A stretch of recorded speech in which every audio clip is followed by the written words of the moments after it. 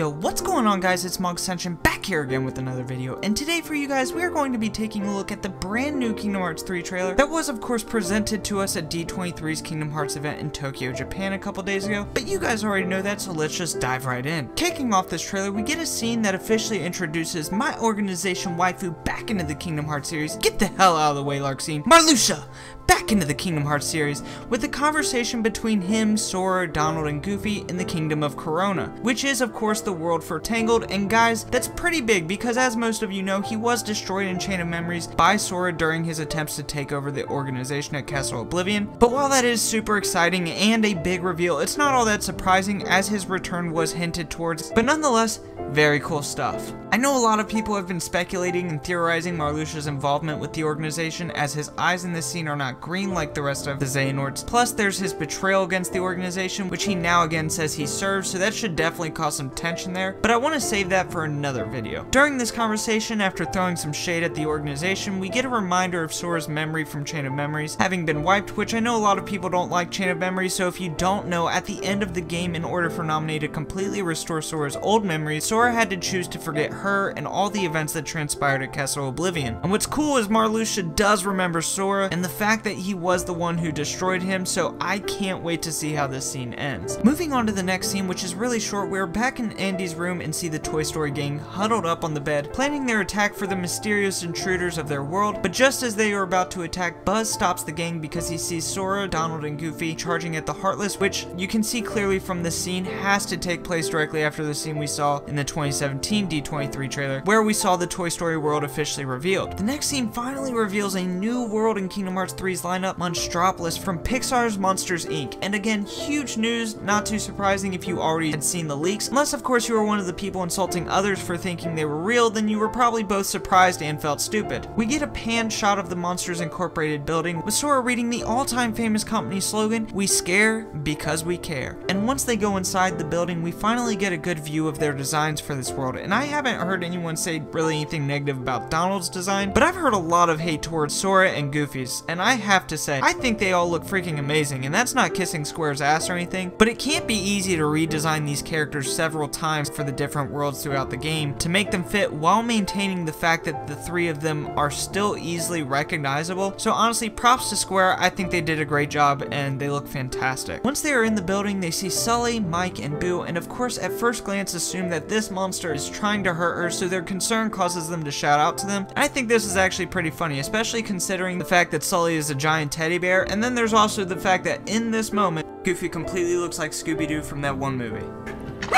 Sully wonders who they are, and Mike warns him about them seeing Boo, which I'm still trying to figure out since it was confirmed that this would be a new original story for Monsters, Inc. and not a retelling as we talked about in yesterday's video. But we see the gang walk over to them and Sora introduces himself to Boo, and then Mike says, "Wait, you aren't afraid of humans," which again just makes the idea of this being an original story even more unclear, but all of our questions will be answered in due time, so I don't want to spend a whole lot of time on that. Boo then calls Donald Mike Wazowski, referencing the fact that he only has one eye like Mike, and this scene is just all too funny. I love it. Finally getting to the gameplay portion of this trailer, once again we see there are 4 party members in the field, and we are allowed to have both Mike and Sully in the party along with Donald and Goofy. We see the gang running up on the platform, and the first thing that I noticed here was the custom command menus making their return. And guys, that makes me really happy because I think the custom command menus were always so cool about Kingdom Hearts 2 Final Mix, and it really helps to make the command menu not so plain. The next thing that I noticed was when they dove off of this platform, look at how vast this world looks on the outside. Now it's probably safe to assume you can't go everywhere, but I say it's very likely that most of this area is probably explorable and it's only the outside portion of this world. Though I will say there is a possibility you're only here for the story portion of the game, but it's very rarely that Kingdom Hearts introduces you to areas you can only go through once and can't return to. I'm also wondering about Sora's dive here and how much control that we actually have over Sora's movement when Sora's doing it. We then see the gang fighting on the scare floor, and immediately what I want to point out is the balloons in the background, as well as if you look closely, you can see the Think Funny decorations hanging on the ceiling, which also reinforces the fact that this does in fact take place after the events of the movie. Taking a look at the enemies, we can see the Flood Unverse in here, and you can also off the bat see a new Unverse given away by the symbol on the front of the one further to the back, and they kind of look like giant beetles. What's interesting about this Unverse here is that we can see one is clearly a different color from the other, and then when Sora performs Thundaga and it hits the lighter color Unverse, it immediately changes to the same color as the other one, and its stomach begins to inflate, and as Sora casts another Thundaga, it launches into the air, and you can't really see exactly where it lands as the camera is moving too quickly, but you can see a corner of it land right next to Sully, and as it does, Sully does take damage, so it looks like this is going to be one of its attacks where it probably bounces around the area.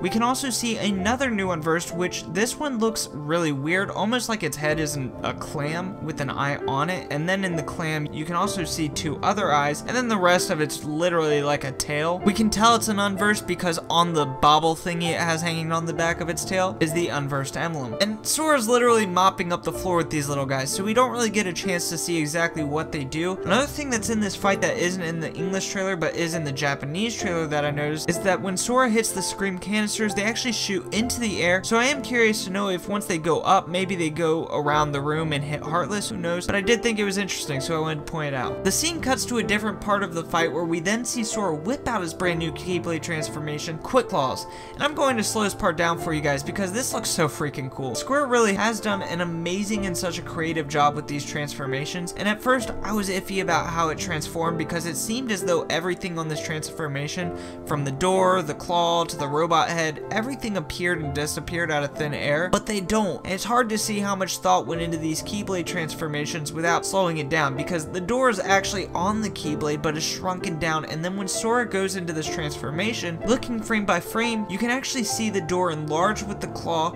at which point the claw and robot head looking thing at the end of the Keyblade begin to spin around and separate, with beams of electricity keeping them connected. As Sora swings around the Keyblade, we can see the claw and head retract into the top of the door, and it's at this point where we can see the Keyblade actually transform into Quick Claws, and the cool thing here is as it does this, you can see that this is also doing damage to any enemies within range of the front of Sora. Also, did you guys notice the stars that appear when dealing damage with this Keyblade are monster stars with one eye? Because that's dope. Similarly to Drill Punch, one of the Keyblade transformations for the Toy Story World Keyblade, Quick Claws becomes a gauntlet style transformation, with this one having two covering each arm. And like its name implies, it is clearly capable of allowing Sora to perform multiple swift attacks extremely fast. Something interesting about these forms is that when Sora does use this transformation, his color changes. The next part cuts to Sora in the part of the building where all the doors go after they leave the scare floor, and this is awesome that we get to be here because I know everyone saw the movie and thought this was the dopest room ever. Don't even tell me you didn't. And now we can finally explore this area, and it looks huge like it should, and like there's plenty of areas for us to explore. We can see the situation command appear while Sora is hanging from the door saying rail slide, and when Sora activates it and begins to do so, we can see that he is able to drop back down with this situation command take cover, and it's pretty clear that at this part you are supposed to use this to avoid getting electrocuted. We can also in the back see new Heartless that to me look like Nocturnes with water abilities. And when Sora begins sliding on the rail, crosshairs appear and begin locking onto them, much like what we saw in the previous trailer, but what's interesting is that unlike the previous trailer,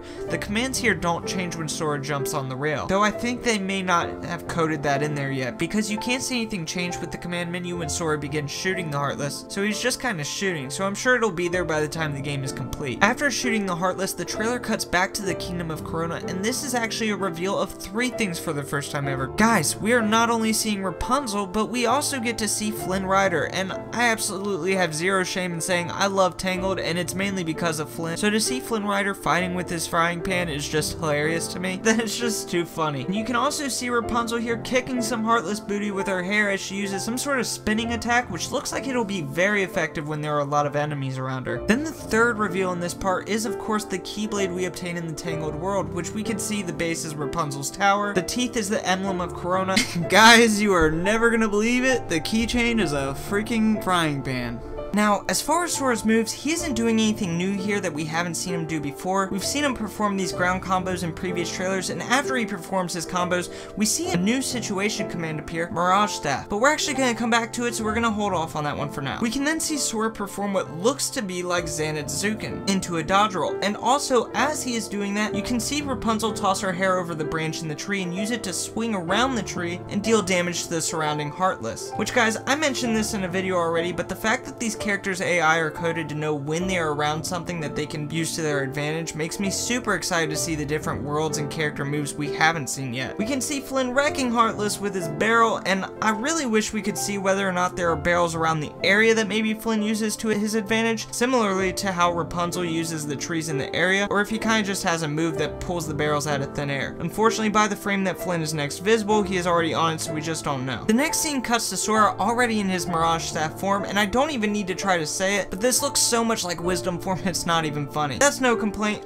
I personally really like Wisdom form, but what's really interesting is that when Sora is in this form, his clothes change to the same color he had when he used the double gun arrows at Twilight Town in the previous Kingdom Hearts 3 trailer, and he even has the same stars on his pants. Moving on, we have Sora swimming. I mean, it's not really too big. We've seen the characters in Kingdom Hearts swim before. Next, we can see that Sora is able to summon Ariel with most likely the Link command based off this render we have here of Sora. Speculation within the community is it looks like we may be able to summon friends from our previous adventures whose worlds we aren't visiting this time around. And I actually really like that idea. I think it's really cool. It sort of touches upon the fact that they're constantly saying everyone's connected to Sora. Also guys, this summon is absolutely beautiful. Like, it's definitely one of the highlights of this trailer, especially when you see Ariel's face as she reaches the top and you can see her smiling at the world she's looking at. It's so impactful, especially when you look back on what she said in Kingdom Hearts 1. In the next scene, we see Sora performing a shot lock, which when looking at the command options has to be Spectral Rays because we have seen Flow Chain already before in a previous trailer. Of course, here we can see a Dusk doing the creep in the back and Marluxia's Nobody as well. Now guys, as far as shot locks in Kingdom Hearts 3, my only hope for them is that either A, they're not too powerful, or B, if they do make it really powerful, isn't spammable. Like we've seen in previous trailers, each transformation seems to have its own finisher. Here we see the finisher move for Mirage Staff. With this one, Sora drives the Mirage Staff into the ground, and from beneath him, a tower grows out of it. Him, along with what looks like two Ghost Soras, form a widespread attack that looks like it covers most of this area. And I just gotta say guys, some of these attacks look really OP, and I'm really curious to know if these things are gonna be effective in boss fights, because I really think it's gonna take the challenge out of it if we get like that OP. And on top of that, I don't think they can hit you when you're on top of this tower. But I'm very curious to know exactly how this is going to work when the game is complete, and if they're going to find a way to keep it balanced. Once the finisher's complete, it cuts back to the Toy Story world, but this time we are seeing an area that we haven't seen before. It's an open room filled with plastic balls, and I believe this is probably going to be another area within Galaxy Toys, as we already know that is going to be the main focus of that world. And Amura has said that there was much more to that world than we had seen so far. We can see Sora summon Hyper Hammer, which we did see in the previous trailer, and I noticed something here as he does the transformation. Nothing too big, but you can actually see a tunnel entrance filled with the plastic balls that are in the room. So it makes me wonder if those plastic balls were already in the room or if they got knocked out of that tunnel. But after Sora's combo, Drill Punch appears, but the fight cuts to Sora using the attraction flow, the Mad Teacups instead, which is the first time in a long time that we've even actually seen this. I think the last time was back at E3 2015, and I noticed that when using this attraction flow, not only does hitting the Heartless with the teacups do damage, but when Sora, Donald, and Goofy come together at the end, on top of hitting the Heartless, the sparks that fly off the cups when clashing together look like they do damage to surrounding Heartless as well. Next, we have a boss fight for the Toy Story world, and in another new area, but this one is a bit harder to tell because it looks like there's a sky and clouds, but then again, it also looks like the gang is on a Toy City diorama. So I believe this is still going to be in Galaxy Toys, but it's hard to tell. And as far as this boss goes, I don't think it's the big bad boss of this world, because I don't think they'd spoil that, or at least I'd hope not. Something I find really cool about this fight in particular though is not only can those rockets he is launching at you do damage, I'm sure, but they're also blowing up the environment and sending the buildings around you flying. So it makes me curious whether or not is that something else that you need to avoid in this fight is being hit by those buildings. Next we see Buzz, Woody, and Sora jump onto a model rocket and launch themselves in the air. And honestly, this here does look a lot like it could be an attraction flow, especially when looking at the command menu and comparing it to that of Mad Teacups, with it having the option to rocket strike or cancel. Otherwise, this is probably just a portion of the fight, similar to like say when Pegasus picks you up during the fight with Hydra in Kingdom Hearts 2. This does look really cool though. It makes me wonder whether or not we actually have control over the rocket's movement, or if it kind of just flies around, does its own thing, and allows us to use the command. The finish gauge you'll see here, I believe, shows us how long we have exactly to use Rocket Strike before the rocket runs out of juice. But again, with this, it's really hard to tell because it immediately cuts to what I believe is probably going to be the Rocket Strike command. And I already know people are talking about. As far as the damage it does, I'm absolutely 110% sure that is not the amount of damage it does, and that by the time the game is done, it will more than likely be more than that. Then we see some form of platforming stage for this boss, and honestly, I mean, I've never been fond of Kingdom Hearts platforming yet.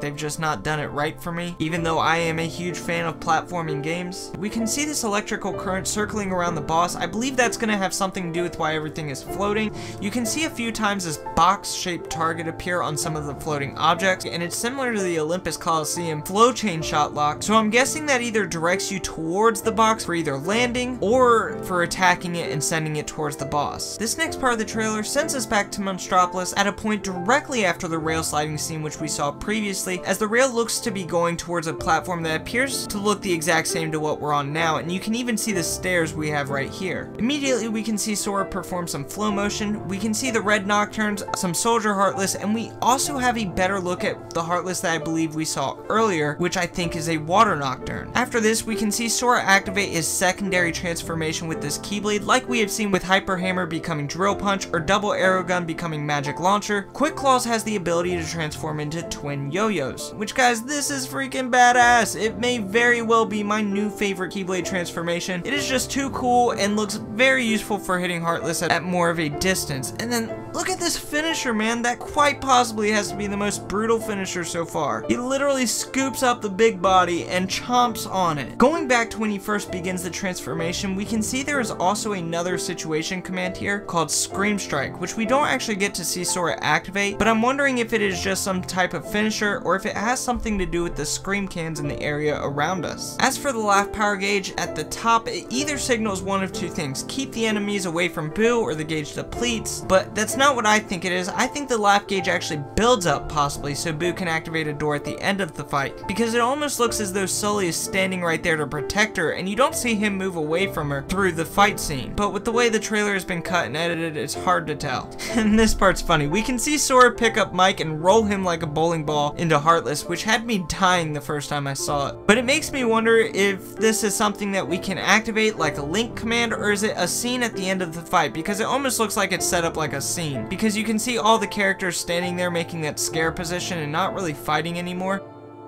So yeah, I don't know if we actually get to do this with Mike, or if it's just kind of something that we get to watch. Then we finally get to see Dream Eaters make a legendary comeback to Kingdom Hearts 3 in this trailer, with Sora summoning a Meow Wow, and we can see from the command menu changing, this is called Wonder Balloon, with 3 commands: Balloon Rush, Tornado Jump, and Cancel. It then skips to what I believe is more than likely going to be a finisher, where we see the Meow Wow enlarge and freaking blow up and drop a slew of Dream Eaters all over the area. Then to wrap up the trailer, we get a scene revealing that Vanitas will in fact be returning, and again, huge news and is really exciting, but not all that surprising. We have been speculating this ever since his cog symbol was seen on the chess piece, basically foreshadowing Kingdom Hearts 3 in the 2015 E3 trailer. But guys, this scene is crazy. Vanitas starts off the trailer by telling Sora he needs the other half of him that sleeps inside of Sora. And we actually get a moment here where Vin actually speaks out and says Vanitas' name. And we've seen that in Kingdom Hearts before when Riku taunted Roxas to get Sora to come out, but that is freaking crazy. And honestly, this scene looks so cool, and I can't wait to see exactly how it plays out after Sora smacks his hand away. And it also makes me even more excited for Vanitas' return, and to see him unmask himself to Sora is going to be ridiculous. But guys, that's this whole trailer. If you made it this far, I really hope you enjoyed my analysis. It was the very first one I've ever done, and I won't lie, this video was actually quite difficult for me to make. But again, guys, I hope you enjoyed this video. If you do, please give it a like, and don't forget to comment your thoughts, feelings, and opinions, as well as anything that I may have missed in the trailer. And as always, guys, if you love Kingdom Hearts and Final Fantasy content, then don't forget to subscribe to stay up to date on all of my latest videos, like these 75 awesome people right here, and I will see you tomorrow.